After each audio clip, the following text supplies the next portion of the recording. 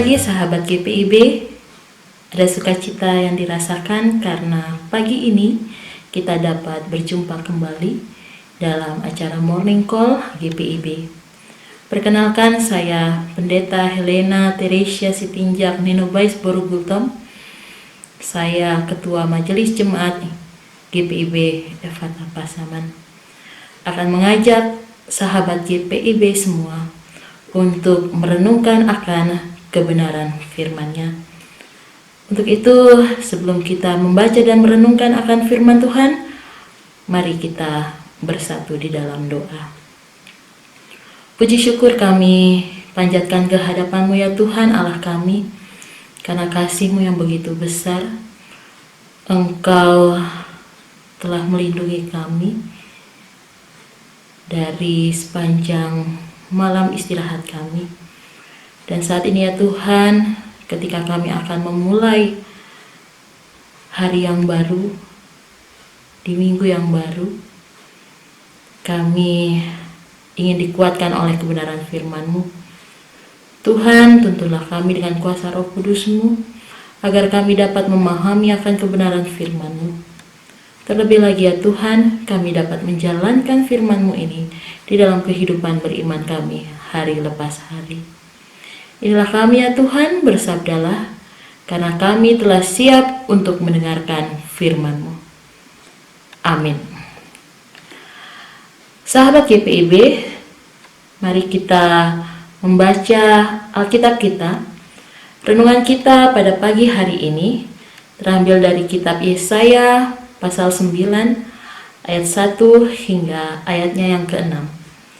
Yesaya 9 ayat 1 sampai 6. Saya akan membacakan untuk kita semua yang menyatakan. Bangsa yang berjalan di dalam kegelapan telah melihat terang yang besar. Mereka yang diam di negeri kekelaman, atasnya terang telah bersinar. Engkau telah menimbulkan banyak sorak-sorak dan sukacita yang besar. Mereka telah bersukacita di hadapan-Mu, seperti sukacita di waktu panen, seperti orang bersorak-sorak di waktu membagi-bagikan jarahan. Sebab kuk yang menekannya dan gandar yang di atas bahunya, serta tongkat si penindas, telah Kau patahkan seperti pada hari kekalahan Midian. Sebab setiap sepatu tentara yang berderap-derap dan setiap jubah yang berlumuran darah akan menjadi umpan api. Sebab seorang anak telah lahir untuk kita, seorang putra telah diberikan untuk kita. Lambang pemerintahan ada di atas bahunya, dan namanya disebutkan orang Penasehat Ajaib, Allah yang perkasa, Bapa yang kekal, Raja damai.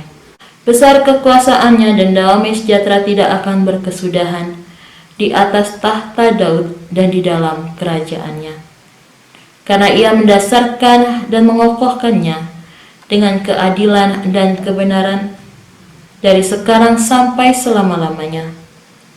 Kecemburuan Tuhan semesta alam akan melakukan hal ini. Demikian firman Tuhan. Yang berbahagia adalah setiap kita yang mendengarkan firman-Nya dan melakukan dalam kehidupan hari lepas hari. Maranatha. Damai, kata yang tidak asing lagi bagi kita semua. Sering kita dengar, sering kita ucapkan, tapi apakah sungguh-sungguh kita alami dan rasakan di dalam kehidupan kita? Sahabat GPIB, ada sebuah kisah tentang seorang raja yang membuat perlombaan melukis, di mana para peserta diminta untuk melukis dengan tema kedamaian. Raja memberi waktu 3 hari bagi para peserta untuk menyelesaikan lukisan itu. Dan lukisan yang terbaik akan mendapatkan hadiah.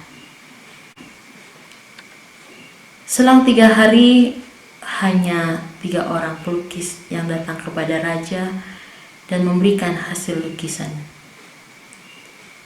Lukisan pertama terlihat sebuah danau yang biru yang tenang, langit yang cerah, dan ada seorang yang duduk di atas perahu kecil.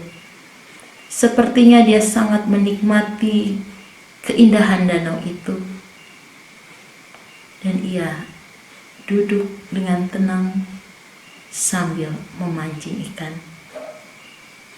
Lukisan kedua menggambarkan gunung yang hijau, sawah-sawah hijau yang membentang, dan matahari terlihat cerah. Dan di sana ada dua orang yang sedang duduk di bawah pohon yang rindang. Mereka sedang bersenda gurau. Dan lukisan yang ketiga menggambarkan laut yang luas dengan langit yang gelap. Di tengah-tengah ada badai topan dan batu-batu karang yang terlihat sedang diterjang ombak. Lalu kemudian raja tersenyum ketika ia melihat lukisan yang ketiga ini. Dan ia mengatakan bahwa lukisan ketigalah yang pantas untuk menjadi pemenangnya. Semua orang yang ada di sana terkejut dan merasa heran. Mengapa lukisan yang ketiga yang menjadi pemenangnya? Padahal lukisan itu dianggap sungguh sangat jauh dari keadaan damai. Lalu raja menjelaskan bahwa di atas salah satu batu karang ada seekor burung pipit yang sedang bersiul riang.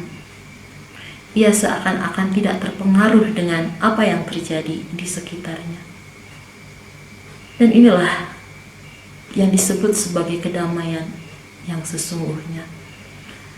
Sahabat GPIB, kedamaian berasal dari dalam diri masing-masing setiap orang, meski di luar keadaan tidak menyenangkan.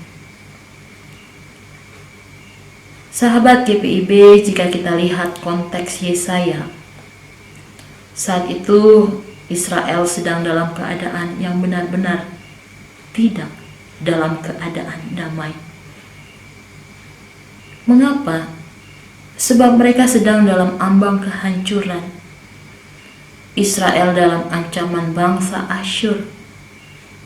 Peperangan terjadi dan banyak orang yang harus menderita karenanya. Jika kita lihat pada pasal 9 ayat 1 menyebut mereka sebagai bangsa yang berjalan dalam kekelaman. Ketidakdamaian ini terjadi ketika sang pembawa damai atau raja damai itu belum hadir. Namun keadaan ini berubah ketika seorang anak telah lahir, seorang putra telah diberikan. Dialah yang disebut sebagai raja damai. Ia akan menuntun mereka untuk mendapatkan damai sejahtera. Mereka tidak lagi terbelenggu pada duka cita, namun merasakan sukacita, bahkan keadilan. Sahabat GPIB, saat ini Raja Damai yang dinubuatkan telah lahir. Ia telah ada di tengah-tengah kita manusia. Kita hidup pada masa nubuat Yesaya telah digenapi. Lebih dari 2000 tahun yang lalu. Raja Damai itu telah datang, yang terwujud melalui kelahiran Yesus Kristus.